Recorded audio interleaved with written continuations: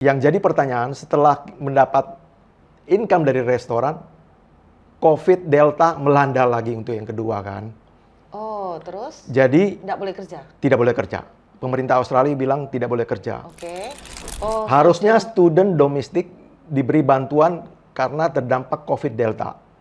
Lalu Michelle bilang ke saya, "Pak, ini bantuan ada, tapi untuk domestik. untuk domestik."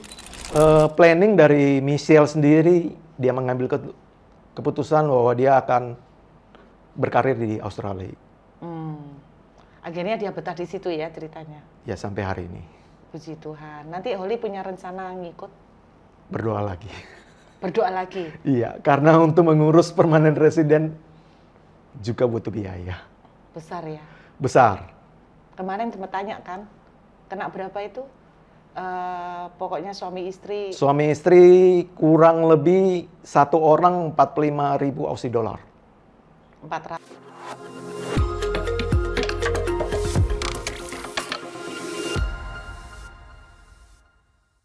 Yang jadi pertanyaan setelah mendapat income dari restoran, COVID Delta melanda lagi untuk yang kedua kan. Oh, terus? Jadi nggak boleh kerja? tidak boleh kerja. Pemerintah Australia bilang tidak boleh kerja. Oke. Dan kita kembali bingung. Berarti kan nggak ada pemasukan. Tapi kerjaan kamu juga nggak ada pemasukan waktu Delta itu? ada, tetap ada. Oh, tetap ada. Tetap ya? ada. Cuma tetap mengalami penurunan lah. Oke, jadi itu kamu tabung ya? Betul. Untuk kirim ke Michelle. Nah, terus Michelle-nya di Australia? Lagi-lagi Tuhan buka jalan. Eh, Jadi pemerintah Australia memberikan bantuan kembali kepada student internasional. Sorry, bukan student internasional, student domestik. Oh, Harusnya student domestik diberi bantuan karena terdampak COVID Delta. Lalu Michelle bilang ke saya, "Pak, ini bantuan ada, tapi untuk domestik. untuk domestik." Saya bilang, "Michelle, kita berdoa. Kita minta kemurahan Tuhan agar student internasional juga mendapat. Kita coba, nothing tulus." Lalu kita coba ajukan apply, kita ceritakan keadaan kita di Indonesia. Melangkah ya. Lalu kita cerita keadaan kita di Australia. Dan lagi-lagi miracle Tuhan terjadi. Jadi pengajuan tersebut disetujui dan akhirnya seluruh student, bukan domestik aja tetapi internasional juga diberikan bantuan. Bisa-bisa gara-gara permohonannya Michelle tuh, yang internasional yang lain ketiban rezeki. Jadi sampai Michelle ngomong, "Pak, kalau bisa lockdown-nya lebih lama lagi gitu loh." Karena income yang dia dapatkan Lebih besar. jauh lebih besar ketika dia bekerja. kerja Lebih baik dari saya sana. di rumah aja lockdown dan tiap 2 minggu sekali saya dapat transfer tanpa harus minta-minta gitu loh ke pemerintah Australia. Wah. Jadi berarti saya tuh nangkep gini ya, Hol. Tetap ada bagian yang kita harus kerjakan ya. Iya, betul. Yang kita bisa lakukan. Kita juga harus kreatif juga ya, tiba-tiba kepikir ngajukan aja, tidak ada ruginya ke pemerintah. Paling-paling jelek ya ditolak gitu ya. Iya. Tapi ya tidak menyangka ternyata dibantu kan gitu. Betul. Akhirnya tahun pertama, semester kedua selamat ya. Selamat. Karena tetap ada orang order, nabung pelan-pelan, biaya hidup udah ketolong pemerintah gitu ya. Nah akhirnya tahun kedua mulai masuk internship ya, magang. Berarti dia udah dapat income lebih gede dong? Ya, dia dapat intensif, dia bekerja, lalu Michelle tetap mencari kerjaan tambahan. Waduh. Di kampus. Oke. Iya. Berarti duitnya double-double nih. Ya, dia daripada nganggur, dia coba mencari tambahan lagi. Oke, akhirnya sampai selesai ya. Dan sekarang Michelle udah kerja kan?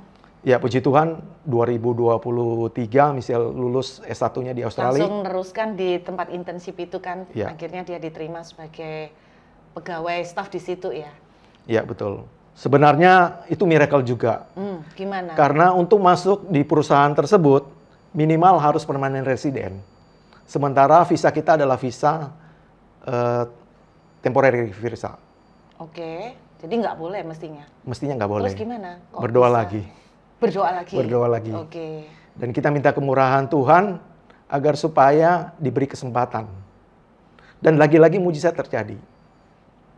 Sehingga anak internasional sejak saat itu diizinkan untuk bekerja. Wow. Terus ini mimpinya Michelle sama keluarga ini, apakah nanti rencana pulang ke Indonesia, balik setelah dapat duit banyak, atau gimana sampai ke permanent resident? Ya, planning dari Michelle sendiri, dia mengambil keputusan bahwa dia akan berkarir di Australia. Akhirnya dia betah di situ ya ceritanya? Ya, sampai hari ini. Puji Tuhan. Nanti Holly punya rencana ngikut? Berdoa lagi. Berdoa lagi? Iya, karena untuk mengurus permanent resident juga butuh biaya. Besar ya? Besar. Kemarin sempat tanya kan, kena berapa itu? Pokoknya suami istri. Suami istri kurang lebih satu orang 45.000 Aussie dollar. 460 juta lah, 450 lebih. Itu kontribusi. Jadi kita memberikan kontribusi ke pemerintahan Aussie dari 5 tahun sampai 7 tahun kita akan dikasih permanent resident. Di luar biaya visa. Itu baru kontribusi kita. Berarti berdoa lagi nih. Betul. Kalau dulu waktu biaya sekolah tahun pertama kan masih mungkin nggak segitu ya. 1 tahunnya kurang lebih 24.000. 240 juta. Ya, betul. Ini berarti per orang 45, berarti 2 kali lipat. Kurang lebih hampir 1 M lah. 1 M kalau 2 orang. Jadi ini berdoa lagi. Berdoa lagi. Tapi percaya nggak, kalau pengalaman, belajar dari pengalaman lalu kan kayaknya setiap langkah Tuhan itu ada aja kreativitasnya ya. Betul. Menyediakan ya. Betul. Berarti bagian kita ini kalau saya tangkep ya, kita itu ketika melangkah dalam satu perjalanan iman, kita mesti nangkep dulu Tuhan maunya apa ya. Iya. Kalau memang Tuhan sudah kasih keteguhan kayak gitu, keluar sekolah keluar negeri, lalu bagian kita ngelangkah ya, Hol. Benar. Melangkah. Itu pun tidak gampang ya. Butuh iman. Berapa, boleh, masih ingat nggak dari jarak kamu didoain sama hamba Tuhan, peneguhan, sampai akhirnya benar-benar terrealisir Michelle ke Australia itu berapa lama? Berapa bulan? Kami mulai sekitar 2019 kami mulai hunting tuh ya. Betul. Mulai cari-cari apartemen, cari di uni-uni gitu, pameran. Berarti tidak sampai setahun ya? Iya. Wow, termasuk cepat ya. Kemurahan Tuhan. Setelah pengalaman ini, kamu imannya lebih bangkit nggak, Hol? Kalau ditantang cari gara-gara lagi. Saya percaya kalau Tuhan sudah memulai sesuatu yang baik, Tuhan akan melanjutkan hingga pada akhirnya. Nah, mungkin Hol bisa kasih beberapa penguatan, kata-kata, pesan, terutama buat orang tua ya. Kan ada banyak orang tua yang mereka pingin nyekolahkan anak ke luar negeri, tapi pasti problemnya biaya. Nah, mungkin ada beberapa pesan yang Holly bisa sampaikan nggak buat teman-teman kita? Ya, dalam hidup ini kita menghadapi masalah, menghadapi tantangan bukan hanya di pendidikan anak, mungkin dari banyak hal. Dan yang kita perlukan hanya iman kita. Saya teringat ada satu hamba Tuhan, Smith Wigglesworth, berkata, Tuhan bicara itu ya? Tuhan bicara, saya mempercayai. Nah, itu moto saya juga. Selesai sudah masalahnya. Tuhan bicara, kita percaya. Selesai sudah masalahnya. Akhirnya itu jadi moto kamu juga? Betul. Terutama pengalaman memberangkatkan Michelle ya? Iya. Jadi buat teman-teman, supaya tetap gimana, kuat ya? Tetap semangat, tetap kuat, tetap percaya, melangkahlah. Melangkah. Karena kalau kita nggak melangkah, kita nggak akan pernah melihat mujizat Tuhan. Ya, gitu. Iya, betul. Jadi satu bagian yang penting yang saya tangkap juga, ada janji Tuhan dan ada bagian kita melangkah.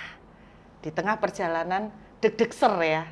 Betul. Tapi di situ pasti setiap langkah itu ada aja kemurahan Tuhan terjadi. nggak bisa minta langsung di depan ya. Iya. Makanya itu yang bikin perjalanan iman nggak mudah ya, Hol. Betul. Ya teman-teman, mudah-mudahan kita nggak bisa copy paste, harus persis seperti Holly dan anaknya, langsung nanti tanya jurusannya apa, mau ditiru persis, nggak bisa seperti itu. Jadi yang penting adalah kita nangkap bagaimana janji dan rencana Tuhan, lalu bagian kita melangkah, selanjutnya terserah Tuhan. Bagaimana Tuhan memimpin kita. Ya, 1000 langkah selalu dimulai dari langkah pertama. Amin. Mudah-mudahan kita bisa meniru ya nilai-nilainya. Dan mudah-mudahan teman-teman juga akan bisa mengalami breakthrough dan mujizat yang luar biasa. Tuhan memberkati teman-teman.